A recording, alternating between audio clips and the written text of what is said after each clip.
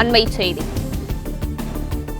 காவல் ஆணையர் அருணுக்கு எதிரான உயர்நீதிமன்ற கருத்து தடை விதித்து உச்சநீதிமன்றம் உத்தரவு பிறப்பித்துள்ளது. இது குறித்தான கூடுதல் விவரங்களோடு இணைகிறார் செய்தியாளர் கதிரவன். கதிரவன், வணக்கம். இது குறித்தான முழு விவரங்களையும் பதிவு பண்ணல. அண்ணா பல்கலைக்கழகத்துல மாணவி பாலியல் வன்கொடுமை செய்த வழக்குல உயர்நீதிமன்றம் பிறப்பித்த உத்தரவுக்கு எதிராக தமிழக அரசு மேல்முறையீடு செய்தது. அந்த வழக்கில் உச்சநீதிமன்றம் சில உத்தரவுகளை இன்று பிறப்பித்திருக்கிறது. குறிப்பாக காவல் ஆணையருக்கு எதிரான நடவடிக்கைக்கு இடைக்கால தடை விதித்திருப்பதாக உச்சநீதிமன்றம் தெரிவித்திருக்கிறது.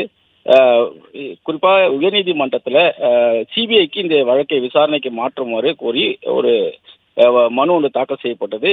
சென்னை உயர்நீதிமன்றம் அளித்த இந்த வழக்கில் சில கருத்துக்களையும் பதிவு செய்தது. குறிப்பாக இந்த வழக்கில் காவல் ஆணையர் விசாரணையின் ஆரம்ப கட்டத்தில் இருக்கும்போது ஊடகங்களுக்கு ஒரு பத்திரிகை நேர்காணலை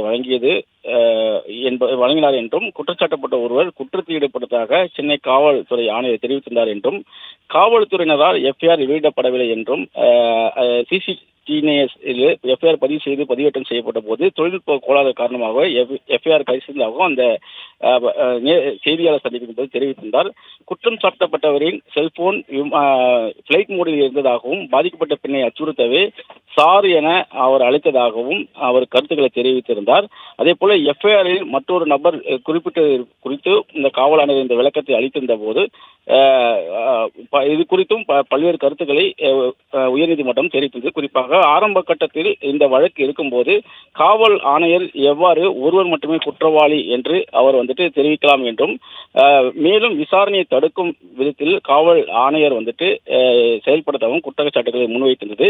புலனாய்வு அதிகாரிகள் சுதந்திரமாகவும் நியாயமாகவும் மேலும் விசாரணை நடத்த முடியாமல் போகலாம் என்ற கருத்துக்களையும் அவர்கள் தெரிவித்தார்கள். அதனால காவல்துறை ஆணையம் கீழ் உள்ள அதிகாரியிடமிருந்து விசாரணை மாற்றுவது தவிர்க்க முடியாதாகிவிடும் என்ற கருத்தையும் அவர்கள் பதிவிட்டிருந்தார்கள். அதே போல பொதுவில் கசிந்த எஃப்ஐஆர் விவரங்கள் பாதிக்கப்பட்டவரை குறை கூறுவதற்கு வழிவகுக்கும் வகையிலும் எஃப்ஐஆரில் பயன்படுத்தப்பட்ட மோசமான அந்த மொழியை காட்டுவதாகவும் அவர்கள் கருத்துக்களை முன்வைத்திருந்தார்கள்.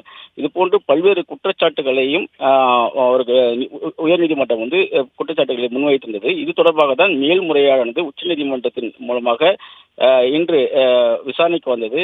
அப்பொழுது தமிழ்நாடு அரசு தாக்கல் செய்த எஸ்எல்பி விசாரணைக்கு பிறகு உச்சநீதிமன்றம் மேற்கூறிய கருத்துக்களுக்கு இடைக்கால தடை விதித்திருப்பதாகவும், காவல் ஆணையருக்கு எதிரான நடவடிக்கைக்கு தடை விதிக்கப்பட்டிருப்பதாகவும் தெரிவிக்கப்பட்டிருக்கிறது. இடைக்கால தடையாக இது இருப்பதாகவும் குறிப்பிடப்பட்டிருக்கிறது. எஃப்ஐஆர் கசிந்த விவகாரம், அதே போல காவல் ஆணையர் குறிப்பிட்ட விவகாரங்கள் போன்றவற்றுக்கு இடைக்கால தடைகள் உத்தரவிட்டிருப்பதாகவும் தெரிவிக்கப்பட்டிருக்கிறது.